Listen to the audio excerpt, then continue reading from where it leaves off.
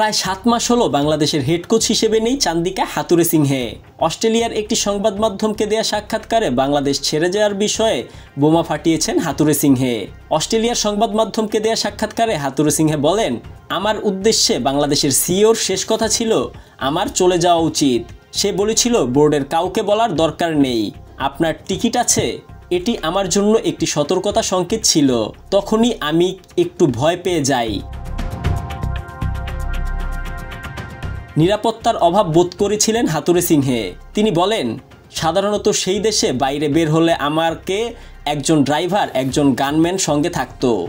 সে বলেছিল, আজ কি আপনার গানম্যান ও ড্রাইভার এনেছেন? আমি বললাম না, শুধু ড্রাইভার আছে। তারপরই আতঙ্ক আরও বেড়ে যায় হাথুরের।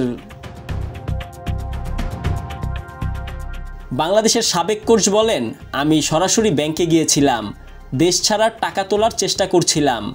আমি যখন ব্যাংকে ছিলাম তখন টিভিতে একটি ব্রেকিং নিউজ প্রচার হচ্ছিল, চান্দিকাকে বরখাস্ত করা হয়েছে একজন খেলোয়াড়কে লাঞ্ছিত করার কারণে।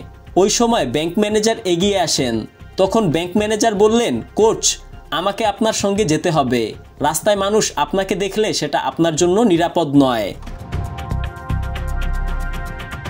বিমানবন্দরেও নিজেকে গোপন রেখেছিলেন হাথুরুসিংহে। তিনি বলেন, তখন আমি আতঙ্কিত, কারণ আমাকে দেশ থেকে বের হতে হবে। আমি টুপি ও হুডি পরেছিলাম, অনিরাপদ লাগছিল নিজেকে।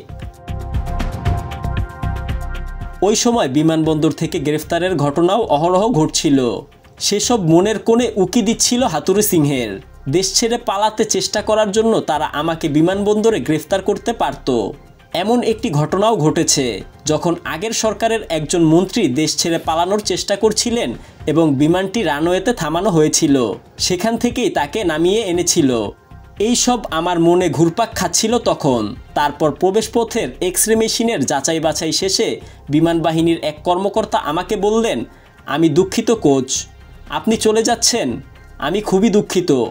আমি আমার জীবনের জন্য ভীত ছিলাম এবং তিনি বলেছিলেন যে আমি তাদের দেশের জন্য কিছু করেছি।